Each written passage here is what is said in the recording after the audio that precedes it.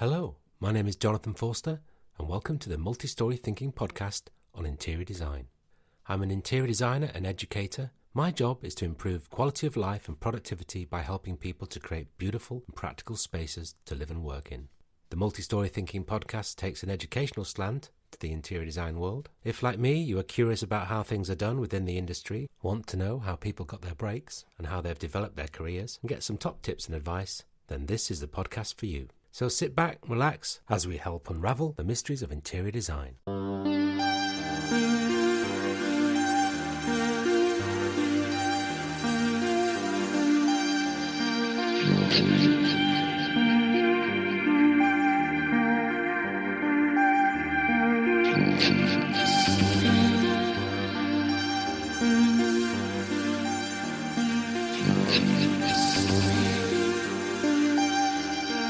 Graeme Brooker is an interior designer, writer and lecturer and current head of interior design at the Royal College of Art in London. He leads a team of academics delivering the MA programme, and his research focuses on interior design and the reuse of existing buildings and space. Graeme has published a number of books, many co-authored by longtime collaborator Sally Stone, that chart approaches and help to define the craft of interior design. In this episode we discover how Graeme began his writing career, his work to galvanise the interior design education industry by developing the Interior Educators Group, the importance of understanding existing space and adaptive techniques, and why strategies rather than concepts are important when designing interior spaces, the 4 strands that will make up the new one-year format of the MA course at the RCA, and why you should think carefully about when and why you say the word refurbishment.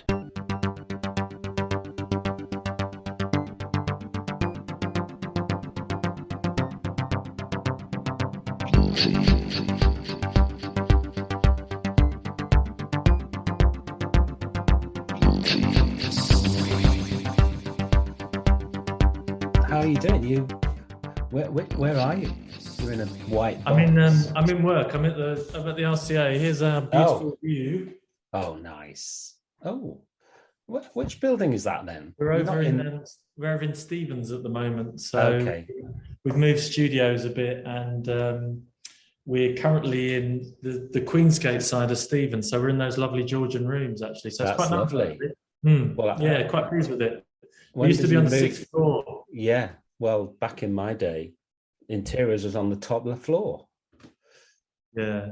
It was. Were those the Nigel Coates days? Just prior to that, yes. Ah, okay. I think Nigel came in after the year after I left.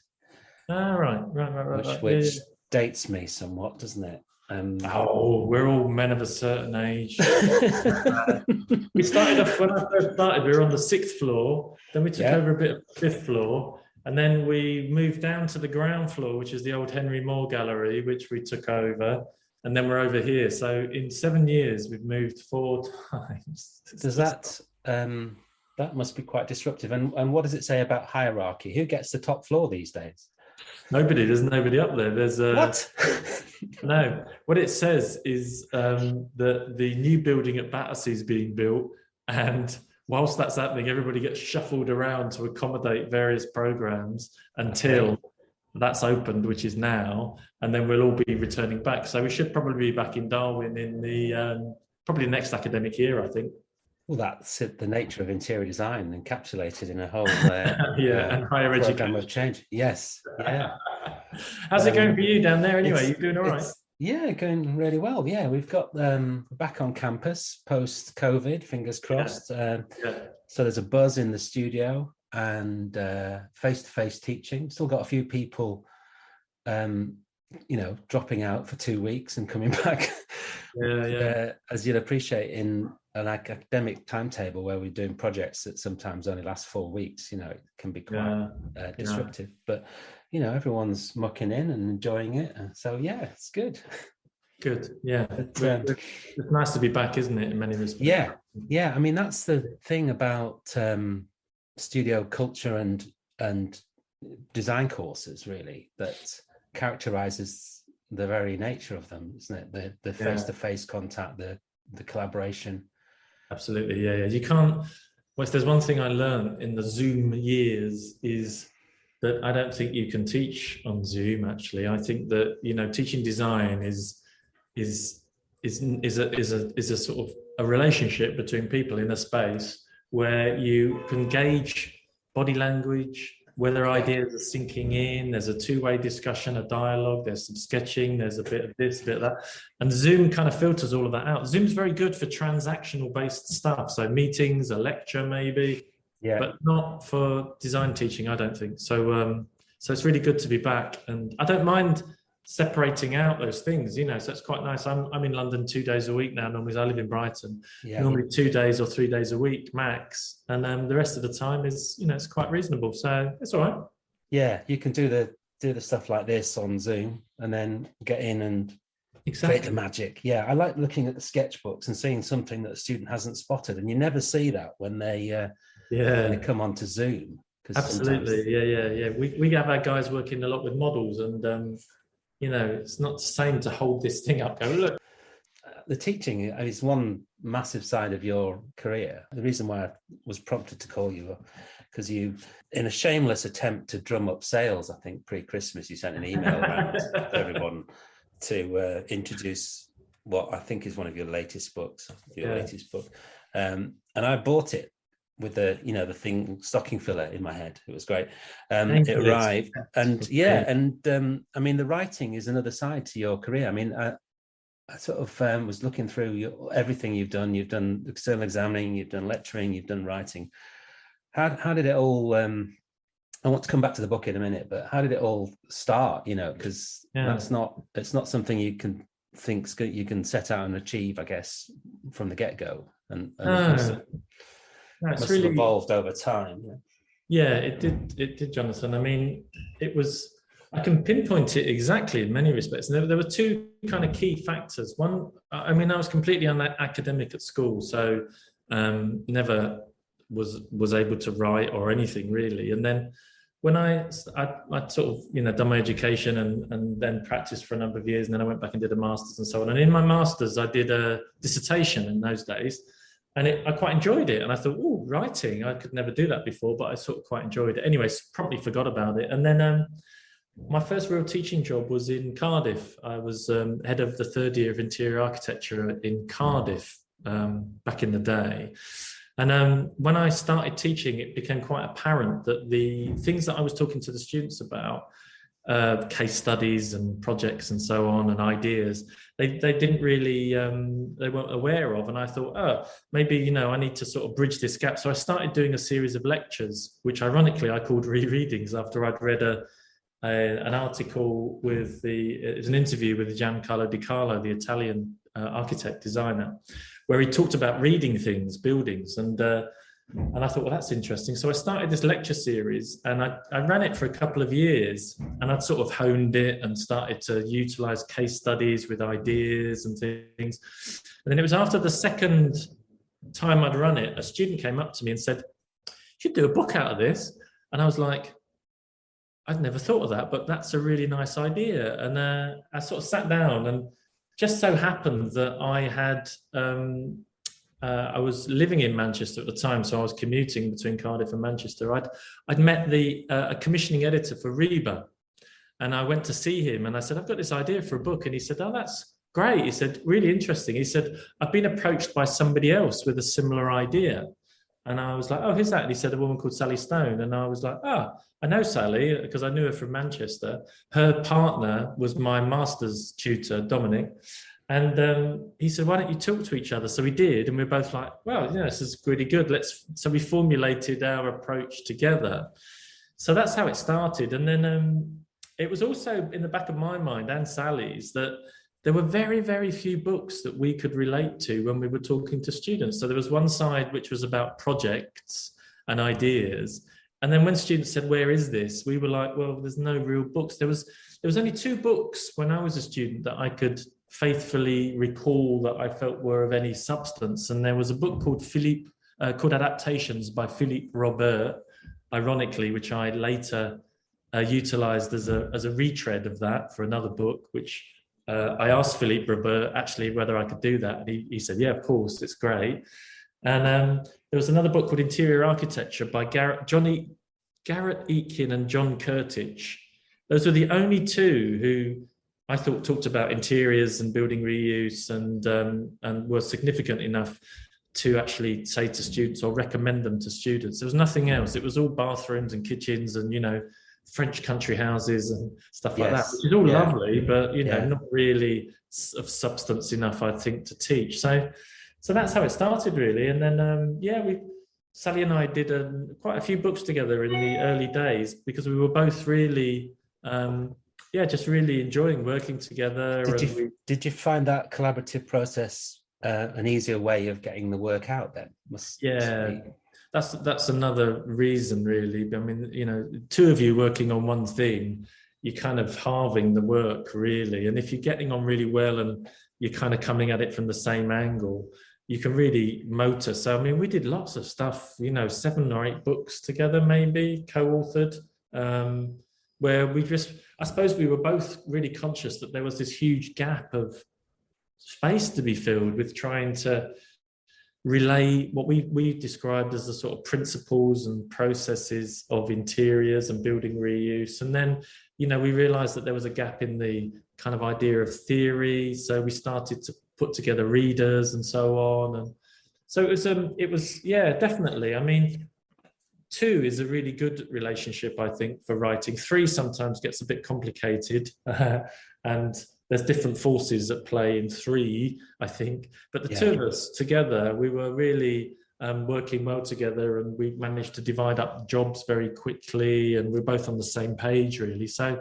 we did a huge amount in the first few years, really. I mean, I think we did 7 or 8 books together in maybe about the same amount of time. So it was fairly, rapid stuff, really. And it was also a time where publishers were crying out for stuff, really. We were fighting them off, really.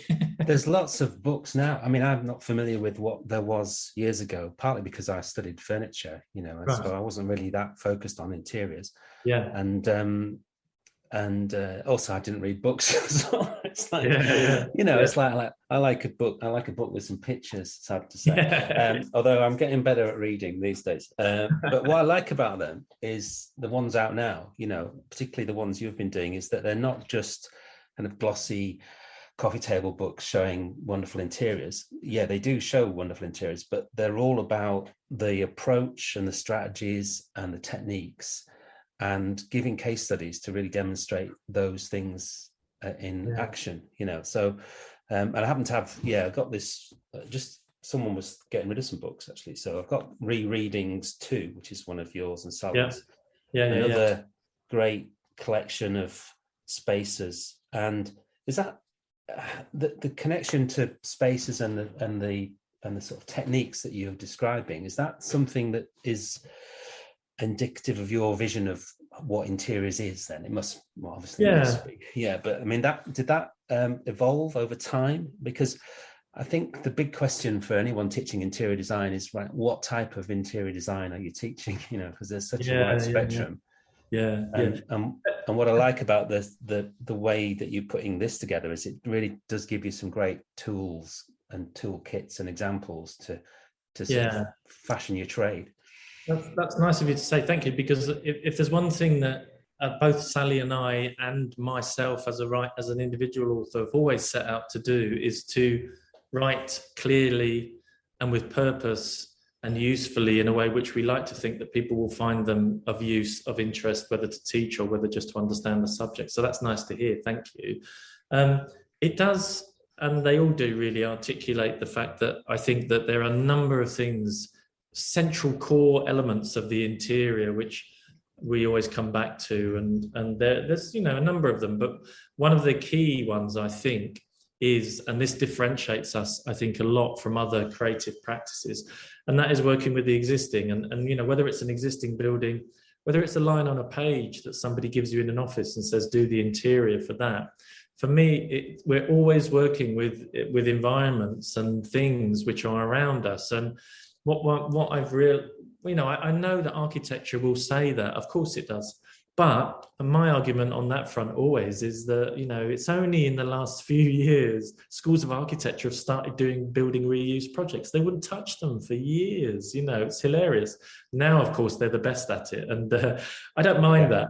Whatever. It's a sensibility as far as I'm concerned. And it's a sensibility which is about the desire and the passion to work with existing stuff, and so it's always been a part of me. It's how I was taught, really. My master's in particularly was about building reuse, and so it's always something that's there with me. And I realize in interiors there are things about human occupation in habitation. There's things about materiality and surface and so on, and identity.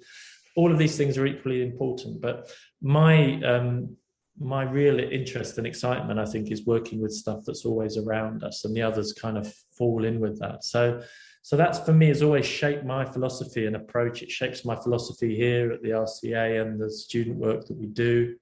For me, I think it's one of the key factors that differentiates us from many other creative practices, because it is the one practice where I would argue that, all the undergraduate programs I've ever been involved with, or I see as an examiner or see the work of, it's very, very rare that you're not working in an environment that already exists. And, that's great learning, to study that for 3 years or 4 years at undergraduate, and then a master's if you do that. That's a kind of hard education in working with stuff that's already around us. And for me as well, it's only become apparent, I think, in maybe the last 10 or 15 years that really this is an approach which has become more and more critical and important, because it's about the built environment is hugely resource wasteful. And so for us to be reusing what's already around us is just now, it's fundamental. You have to, and you can't just start again anymore, and good. Yeah, I think that sustainability thing is right at the front there. But I was looking back at all the projects I've done since I graduated, interior projects, and all of them were in a host building. And when I see students wanting to design buildings, particularly interior students, I think, well, it's great if you can do it, but really the work is out there in existing buildings, and you've got to understand how to approach that. It's not a blank canvas. That's the learning, you see, because it's a really hard thing. And, my students who are meant to be these super sophisticates, and they are on the whole doing their masters, but even so, it's such a hard thing to understand existing space and make meaningful interventions into it, insertions, whatever, installations, and so on. And so it's a really great learning to do that, to understand what's around us, what you extract, and then how you repurpose that, rework that, or incorporate that into your own ideas. And for me, it's a brilliant sensibility also, because it completely switches off lots of issues around design education, primarily about being the author of something or being original, or all of those things are just pointless, I think. Forget it. Nobody's original. As soon as you get over that, you can start to really do some interesting work as a designer, I think. And I think the relationship you describe and the techniques with the host building are really interesting ways of approaching design. And I think I've always thought the site is really important, and my first set of design decisions are often based on where the soil pipe is. It's that at one level it's a practical thing, but then what you're talking about in Words for Reuse 50/50, this is a more kind of poetic and philosophical approach to buildings in many ways, with some of the examples. And a great book, actually. I'll just give you a plug, because I like books you can dip into. So you can read a little bit, and then it's got a few pictures and also some things to look at, and little references. So it allows you to dig a bit deeper. But that sort of more conceptual approach to how we use buildings, not just the practical side, is really interesting. And I think that's where you can create something more than the whole, can't you? By looking at different elements. Absolutely. And I suppose there's one side of my sort of Northern European brain which is quite pragmatic and tends to have one foot in the pragmatics of what we do. And so, for instance, I've just come from a talk with my students about their next project, and I was talking quite clearly about how concepts for me are a problematic term. I like to talk about strategies because for me, it's all about marshalling the power of whatever you're opposing or working with, a building or whatever, and extracting that information to power your own ideas. And so the thing about words and language is, for me, has been really important for a long time. As I mentioned earlier, Jonathan, I was completely unacademic at school and very really nowhere really. It was only through the sheer luck of having an amazing art teacher who helped me to go to art college and so on. None of my family had ever been to university and so on. But I was always fascinated by language and English and stuff like that. I could never really do it. So words have always been around. And I felt with this book that it was partly driven by the fact that I think that language is critical, but also in reuse, I'm not quite convinced that it's ever really been set out in a way where, maybe we need to almost harness a bunch of language which describes what we do. So I see one of my bugbears, which you'll see in the book, is the word like retrofit or refurbishment. And I find them really objectionable words because retrofit seems to have taken on a kind of power beyond its means. And actually, it's just a term to re-insulate your building. It's no way does it describe the complexity, the innovation, the real depth and substance of what we do with existing buildings, but yet somehow it's being used to coin what we do. And refurbishment, furbish is to polish something. So when you're working in an existing building, you ain't just polishing it, you're doing all sorts of things to it. So it was partially driven as well by a sort of, I want to set out these words, which I think we need to claim a bit and say, this is what we do. And I think the nuances between them, I mean, there's so many words, 50 words in here, and lots of them at first glance you think are talking about the same thing, aren't you? Yeah. But the way in which you pull it apart, it's really fascinating. And then, you've essentially got a whole load of different strategies, all with their own nuanced approach to what we do, which is basically refresh space or refurbish. If I'm allowed to use that word, I'll stop using it from now. That's the last time I'm going to change all my presentations. But that sort of range of approaches that are or were previously held within a broad understanding of what we do. It's nice to see that differentiation. And it's a bit of fun as well. I mean, you'll read, when you read it or look at some of the entries, I'm having a bit of a giggle as well, because it's not so seriously po-faced that I'm saying, everybody else leave it, don't touch anything else apart from these words. It's not like that. It's about, it was a fun project to do because it was a kind of a talk that I'd done a while ago. And somebody actually said to me, you should, again, it was somebody watching the talk said, you should do a book about that. And I was like, yeah, you're right. Sort of fell into it really, and contacted a publisher who they recommended, and they said, yeah, let's do it.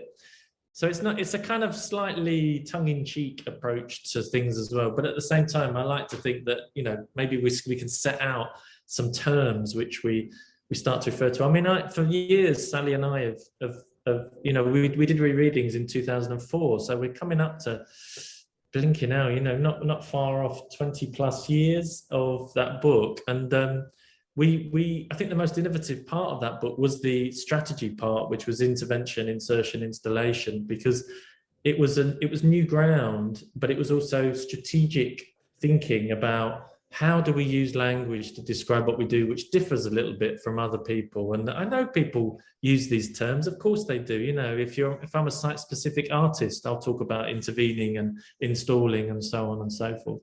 But I suppose, again, it was a very early attempt to say, let's claim some ground here for what we do, which doesn't rely on other theory or other principles from architecture or site-specific art, but is actually of its own value, and we can just use it to describe what we do with buildings. Do you think that you mentioned that the books that were around earlier on were a bit more, decorative or more about what it looks like, and that this body of work is helping to establish a more serious approach to interior design as an industry, because we're often,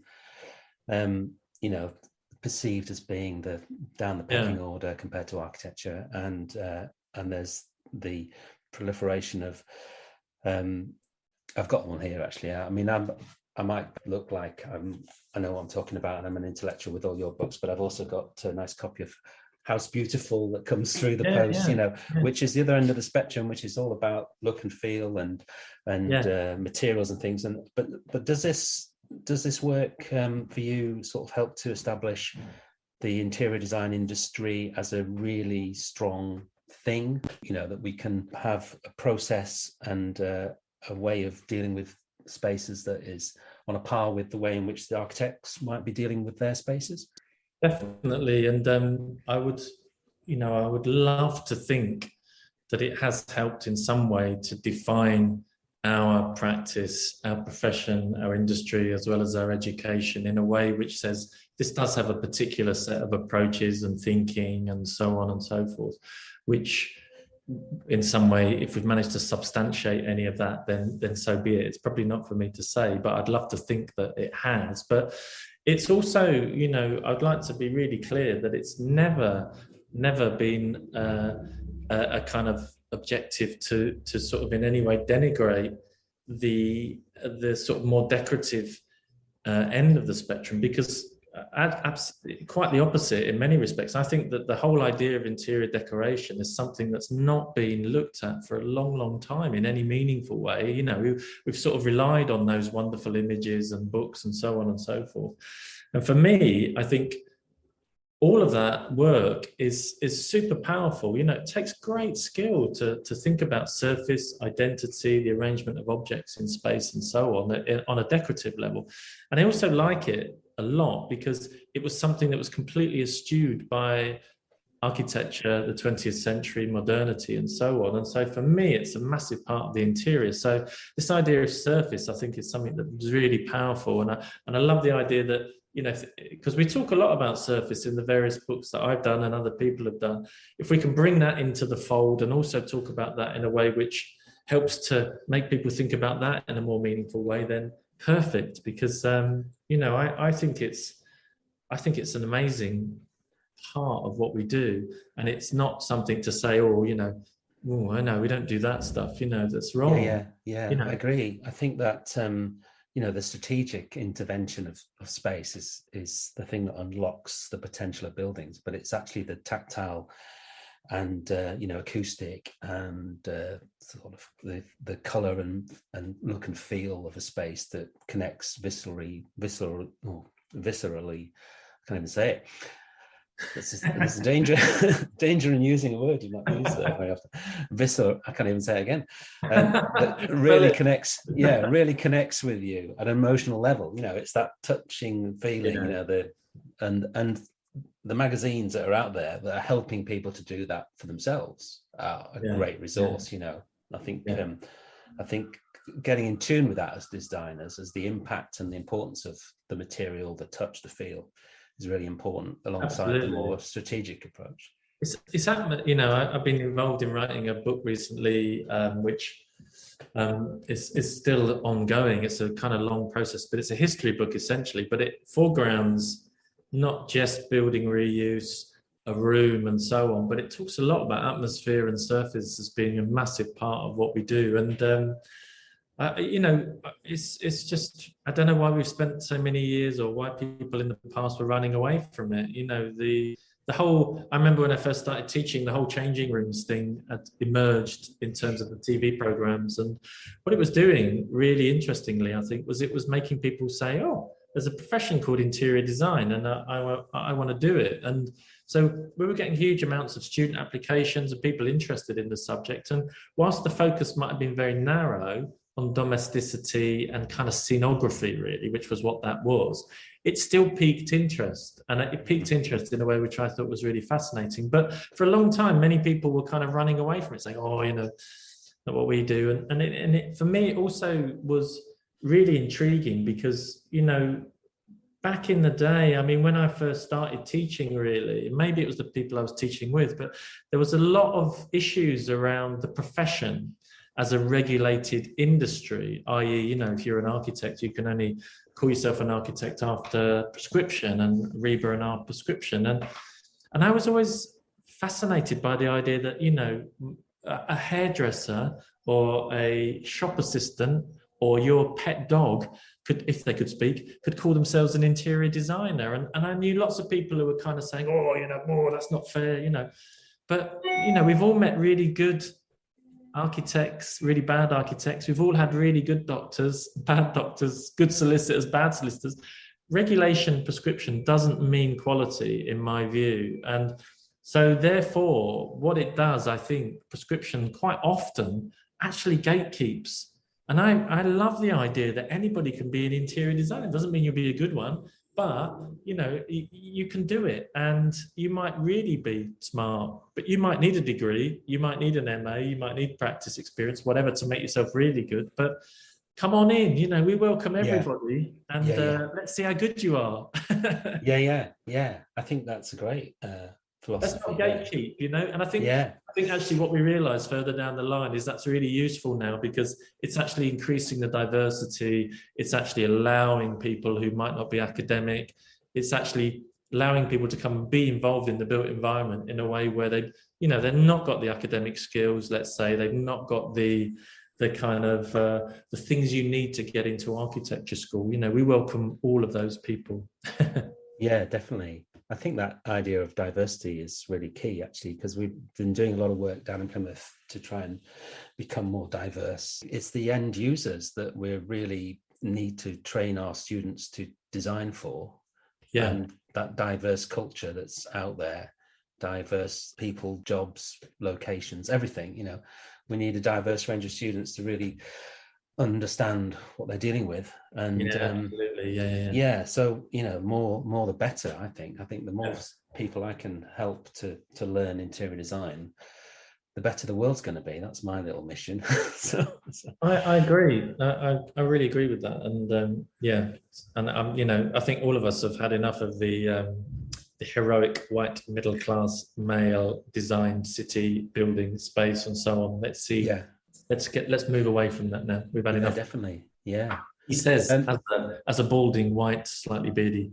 That's right. Middle class, as I am. Yeah. I mean, we are part of a stereotype, aren't we? I guess in that sense. But I'm afraid so. But that sort of quest to legitimate, if that's the right word, sort of, or establish the industry, must have been part of your thinking when you set up the Interior Educators Group. I joined that a few years ago. It had been running for some years and seemed to me like a really great initiative just to connect the tutors who are teaching interiors across the spectrum. Yeah, it started around about 2005 when I'd moved from Cardiff to Manchester to take up my second teaching job where I was running the programme there. And there was two things that really drove it. One was the proliferation of undergraduate programs. So I think in the space, it was 97 when Blair came to power and decried education, which, everyone thought was very interesting. We didn't know he was going to also follow it up with, you've got to pay for it, you've got to pay for it, you've got to pay for it. But anyway, it's another podcast probably.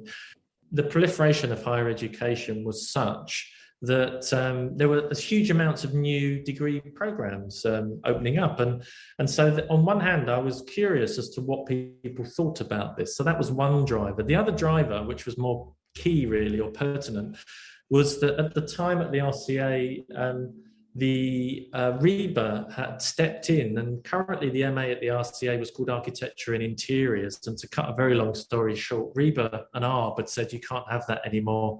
Take interiors off the title. So in true fashion, what happened is interiors had started at the RCA in the mid-50s with Hugh Casson, and then architecture rocked up 20, 30 years later, took it over, and here we were in sort of 2005, 6, throwing it out. And so the other imperative for starting interior educators was to rally the troops to say, we actually want the MA interiors at the Royal College of Art. So there was loads of us in industry, in education rather, loads of industry guys, professionals who had studied there. We all wrote letters to Frayling.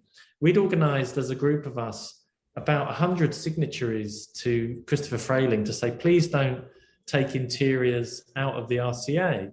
And then, so what happened was everyone sort of galvanized around that. And I thought, maybe we should become a group or a network or something. And then I found out there was a previous association called the AIDDC, the Association of Interior Design Degree Courses, which had kind of not gone anywhere. It was very moribund. It was sort of didn't really happen. And, partly that was probably due to the fact that, we didn't have email and the ease of networking and so on.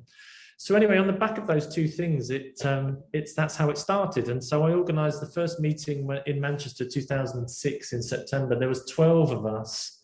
And straight away, we sort of realised that there was a really good network and there was energy and appetite to take this thing further. I'd also been aware of a group in Australia called IDEA, Interior Design Educators Association. And that was a sort of model, really. And I thought, they're really interesting. There was only 6 or 7 of them. I think they were very small, but they networked, they did conferences, there was research. And I thought, why aren't we doing this? So it really quickly grew from there. And I set it up and I ran it for 2 years. And then I thought, I need somebody else to have a go at this. And then a guy called Andy Stone took it over for 2 years. And then I thought, after 4 years, I was like, I want to be involved in it again. So I took it back over. And then it was at that point that I said, I think we need it to be a charity and non-profit and so on. And it just grew and it just grew and grew and grew until it's, it is where it is today. It's a fairly sizable organization that does really good stuff. I think it's a great network. It does conferences. There's research opportunities. It's about to go through another iteration, I think. I think in the near future, we will have another set of new blood to take it on and so on. I mean, I'm still involved and I still talk to the trustees regularly and stuff. And so, but I'm not involved as I once was. But it's a great initiative, I think. I tried to set up a European network, which is kind of evolving, but it's taking a bit longer because I thought post-Brexit, we should be connected. I mean, as an aside, the frailing thing and the RCA, I mean, it's ironic now that I'm actually running the program, which they then re-instigated. Yes. And it was about 2 years ago. I was actually in the canteen here and I saw Sir Christopher Frayling, and I'd never really met him before, but I sat down and I was introduced to him and I said, well, this is a bit ironic, but about 10 years ago, whatever it was, I wrote you a letter on behalf of a lot of educators and a lot of professionals. And before I'd even finished my sentence, he said, oh, so it was you lot. He said it was your letter. And I don't know whether he was just being polite and lovely because I probably looked a bit menacing or something, but he just said it was the letters that I got that made me realise that there was a huge appetite for interior design at the Royal College of Art. And so that's why we set it up. And I was like, my job is done. So it's really nice, sort of circular, full circle, thing, really. I think the Royal College of Art seems to have had quite a lot of that sort of politics around courses and shifts in direction. I remember we having a lot of debate about the location of the workshops, which moved from Darwin down to Battersea, which ultimately probably is a good thing because they must be much better now than they were. But they were next to the studio in the third floor, so you think you've got a perfect combination of studio and workshop. You just walk from one to the next. And it's really reassuring to hear that those conversations still go on now. We still have them because we do have workshops here, but arguably we say they should be really close to where your studios are because we like the correlation between making and thinking. Yes, well, it makes so much sense, doesn't it? But it doesn't always work from a budgetary or strategic level at management. Exactly, But I mean, that the interior educators, I came into that as it was starting to really get to grips with promoting itself, website, and the show down at Brick Lane, which was a great celebration of interior courses from across the country. It was fantastic. I think they've got a show in the Oxo Tower this summer, which is back on sort of properly post-COVID. So worth looking that out. And but when you're thinking about the interiors course at the RCA, then when you inherited that, what was the first thing you thought, I've got to change, or was there a direction that you felt it needed to move in, and where is it now? I felt that Abe Rogers had run it before me for 3 years, so he took it on when they restarted it, and he'd run it for 3 years. And I'm a really strong believer in the sort of role of education as a way of setting out a sort of provocation in a way. And I feel, particularly with interior students, and I'm sure this is true of other students as well, but I always feel that it's kind of a fallacy to think of a master's as something you turn up on and you generate your own work and you generate your own ideas in a way which is from scratch. You know, much like I think about existing buildings, really.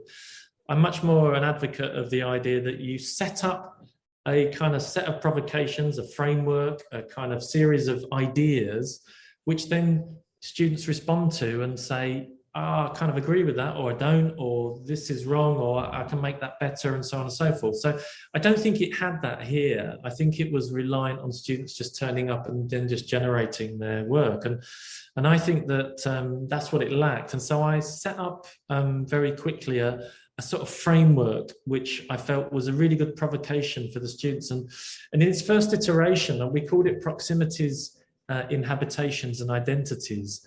And it was a year-long themed 3-phase year, which Proximities was all about the existing, Inhabitations was all about people and how they use space, and then Identities was about materiality and surface. And the idea was that as a student, you would go through these 3 phases in your first year, because it was a 2-year MA, where you would pick up what I felt were the fundamentals of the interior: site, people living or inhabiting, and then identity. And after that first year experience, you'd have those 3 fundamental core sets of work on ideas. And then in the second year, we set the program up as what I would call, I don't like the unit system per se. I think that's too territorial. We have a thing called platforms, which are, at the moment, we have 8 platforms, and each of them are a sort of a provocation based on a certain aspect of the interior. So I run interior reuse.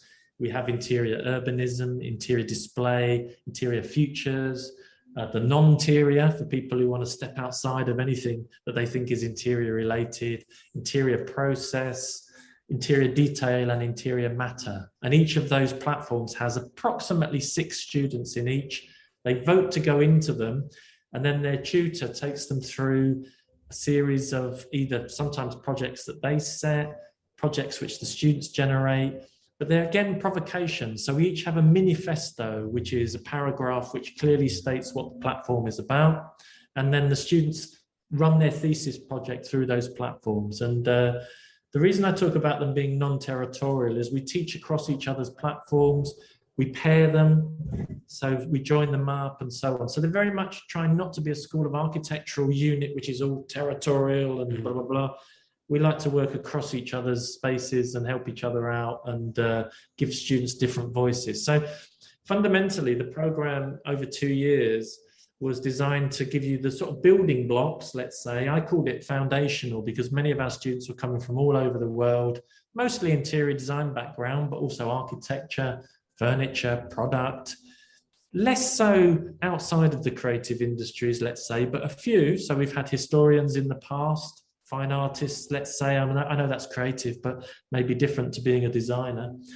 And then we'd give them all this kind of process or fundamental block before they then go into their thesis experience. And that's sort of been the general thrust of it for 7 years since I've been here now. And it's really worked well. It's finally honed now. The students really get it, I think. And, you know, we do have some lovely work always every year. There's the students coming through. They really do push it in a direction which, you know, surpasses our own expectations, I think, really. But as I say, I feel quite strongly that it has to be a sort of provocation. In my view, you give somebody a really strong framework, then it's up to them how they navigate through it. And we support that navigation. You know, you pick things that you might not expect. You respond to things in a way where, you know, hopefully, I think it makes you stronger because you have something to respond to, as opposed to just sitting there and sort of generating this whole thing and then trying to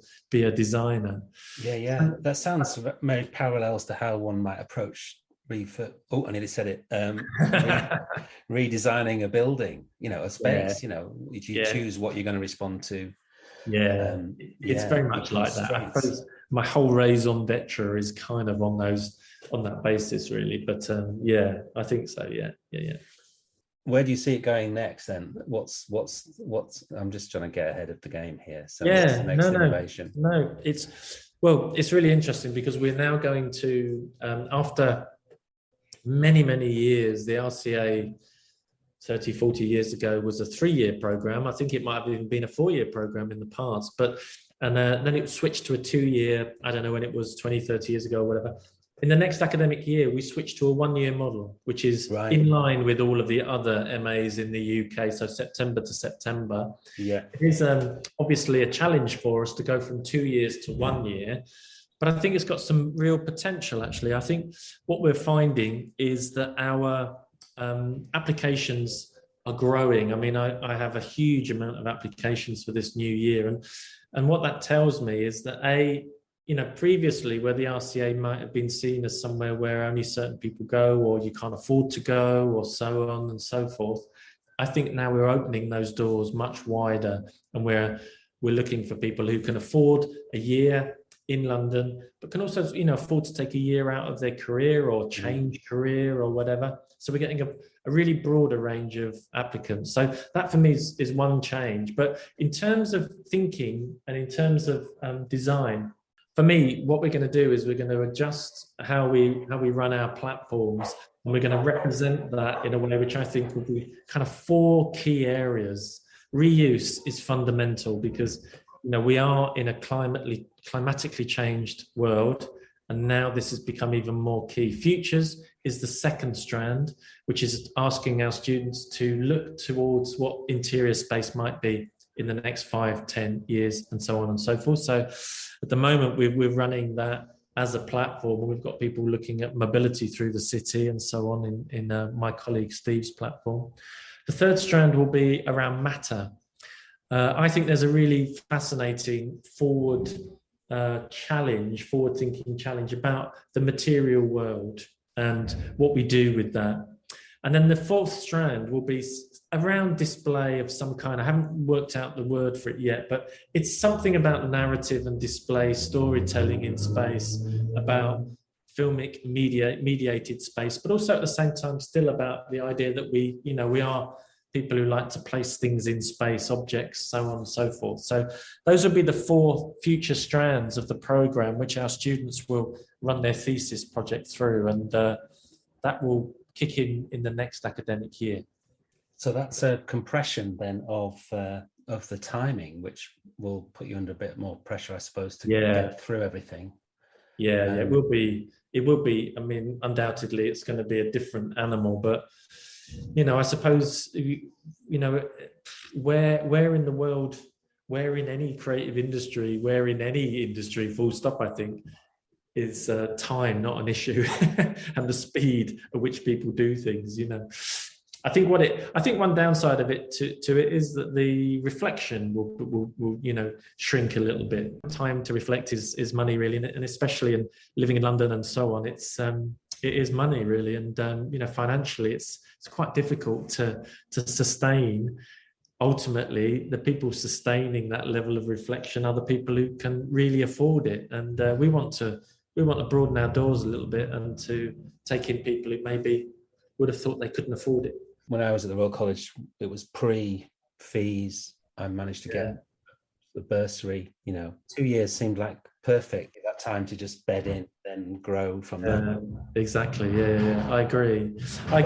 And I think even the college itself would agree that if we could sustain that, great. But it's kind of become non-sustainable, really, in many respects, because it does leave us, our applicants, to be coming just from very specific areas and very specific levels of wealth, really. So that initiative is going to broaden the diversity of your cohort. Yeah. Just sharpen the experience, isn't it?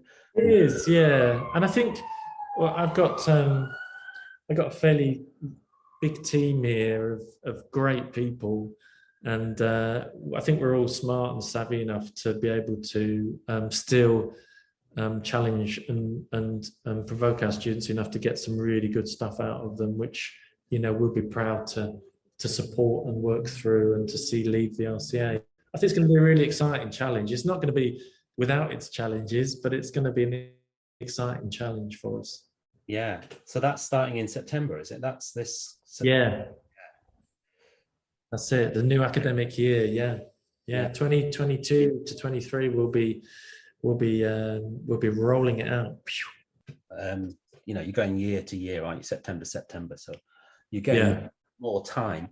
But then that launches you into the world of business, isn't it? And with a great sort of set of skills honed over the last 12 months and ready to make a change to the world around you. I think so. And I think people tend to fly out of here anyway, in terms of, if they want to go and work, and practices kind of come round and snap them up and so on and so forth. So I think that it will really, the people kind of shooting out of this place at the end of their experience, we fully anticipate that they will go out there and enrich the world in various ways, really. I mean, we've always been very lucky in that we have generally very good students who go off all around the world and do great stuff. And, I like to think that we provide not just a great experience, but also an experience which is a good atmosphere, and people have enjoyed themselves, and they have enjoyed themselves in a way where they will keep, they realize that we create a culture here which is studio based,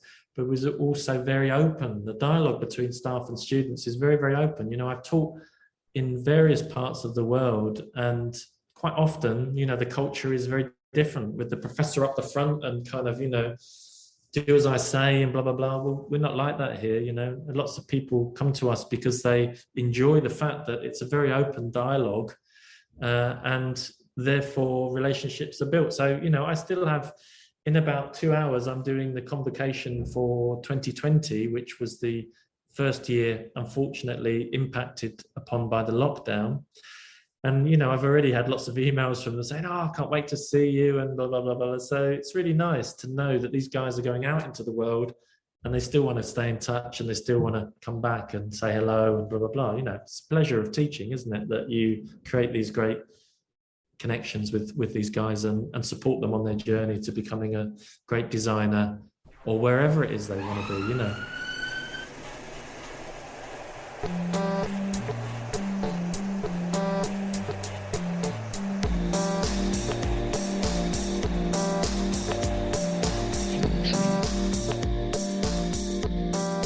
I'd like to thank Graeme for taking the time to speak to me. It's really interesting to hear his approach to education alongside the written work that he's been producing, which supports students and practitioners across the industry in understanding the approaches to shaping space and working with existing buildings, and how we can develop strategies to unlock the potential of spaces around us. There's some links in the notes to some of the books that he's published recently, including 50/50 Words for Reuse, which is a really nice book, well worth investing in if you can get a copy. This approach to adaptive reuse is what we promote at the University of Plymouth. If you'd like to know how to become a kick-ass interior designer, follow the links in the notes. I'd like to thank Dave Clark from I Am The How for production support and invaluable advice in the setting up of this podcast. Kay Hansen for her planning support and co-hosting for these and our educational podcasts at the University of Plymouth, and Mark Frith for the music. I'd really like to hear your feedback on the podcast. Leave a comment or get in touch via the website. Thanks for listening. Bye for now.